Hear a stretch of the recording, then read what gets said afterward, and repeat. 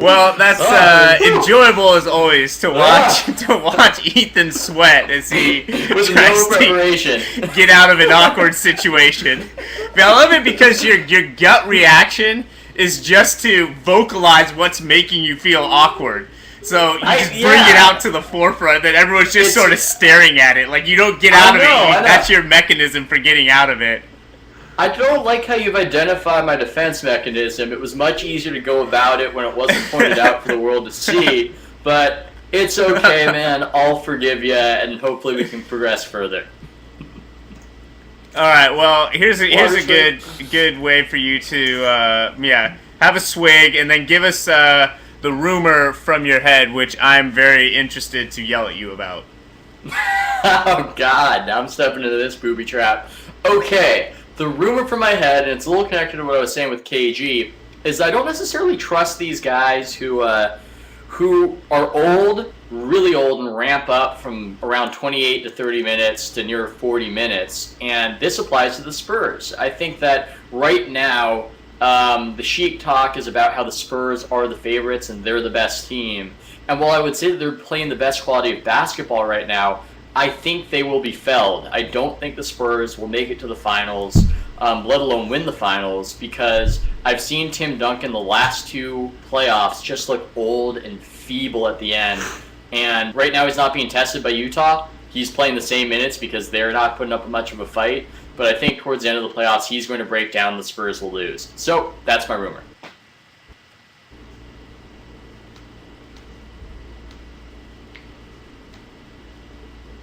Zach was meant to be following up, but I guess I'll attack this here. Am I supposed to be? I'll be happy to follow. Hey, welcome to the Stat Chat, Zach. I don't know what you're clicking around on the internet, but we're trying to do a show here. I've honestly been watching The Matrix Reloaded. Were the Gossip Girl reviews informative? Did you get all you needed? Oh no, I'm behind on Gossip Girl, so I'm 2 weeks behind because this playoff schedule just does not allow us to watch it at night. I'm going to disagree with your assessment. One, because I think Tim Duncan's minutes have been managed far better this year. And two, I think the playoff schedule, with them having to play like every other day, I think it's much easier on them than the schedule they just went through for the regular season. And I actually think it's going to be refreshing for them to where if you have managed minutes properly, which Pop has done, I think Dallas has managed minutes pretty well this year. I think that is going to be the key, because these guys aren't playing back-to-back. They're not playing back-to-back-to-back anymore. They're getting a full day of rest before they have to get after it again, and I think that's a huge help to them. Yeah, my thing is that I don't think that Duncan breaking down or not breaking down is going to decide the series, because to me,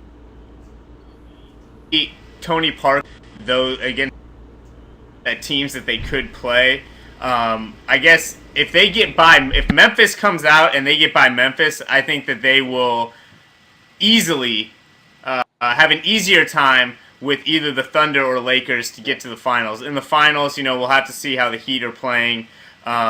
Assuming that they somehow make it through the dreaded Eastern Conference, we'll see how the Heat are doing. But I just think that if Duncan can give them 31 minutes, they'll be fine. What's that, Harper? With Ethan's awkwardness earlier, I really enjoyed. We weren't sure if her audio was going to be working, so it almost was just Ethan and Lang, and he seemed like a deer in headlights when she came on, and he finally he knew he had to ask Celtics questions too, and he had no idea. He's like, I guess it's going to be a three-way interview. It's like if you were.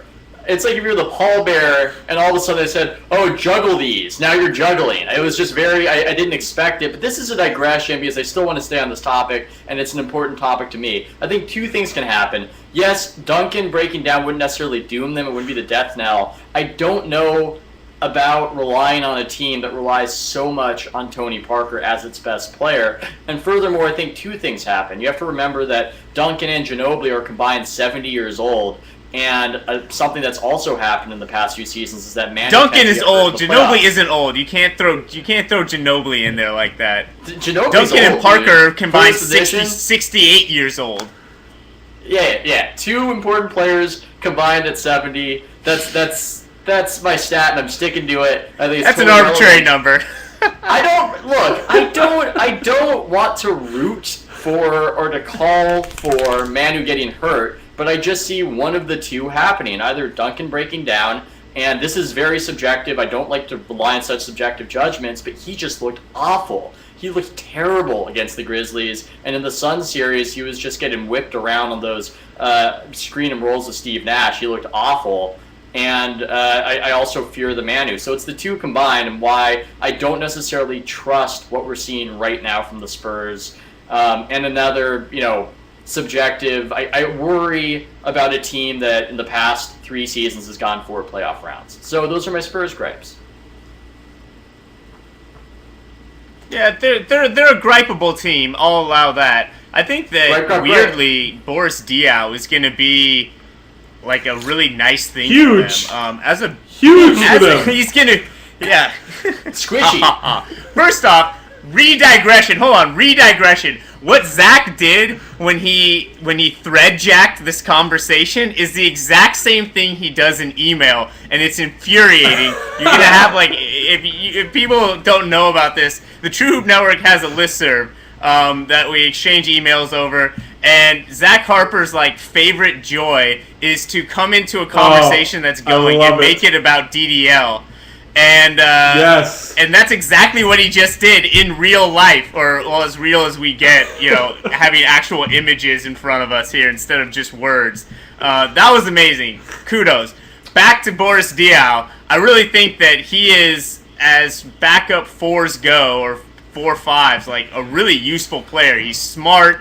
He can make open shots. He passes. He sets great screens. He moves his feet fine on defense. At 15 to 20 minutes a night, he's a much better backup for certain matchups than a guy like Matt Bonner is. Now, I can see you smirking as I try to sell you on Boris Diaw being the reason you shouldn't be as worried about Tim Duncan. But trust me, he's going to matter.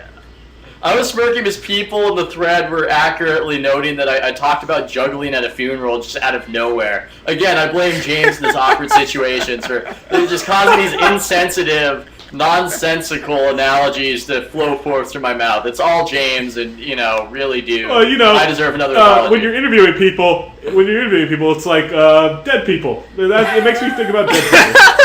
I just like funerals and juggling. Ethan, quote, interviewing people on HoopSpeak Live is like carrying a dead body in a coffin.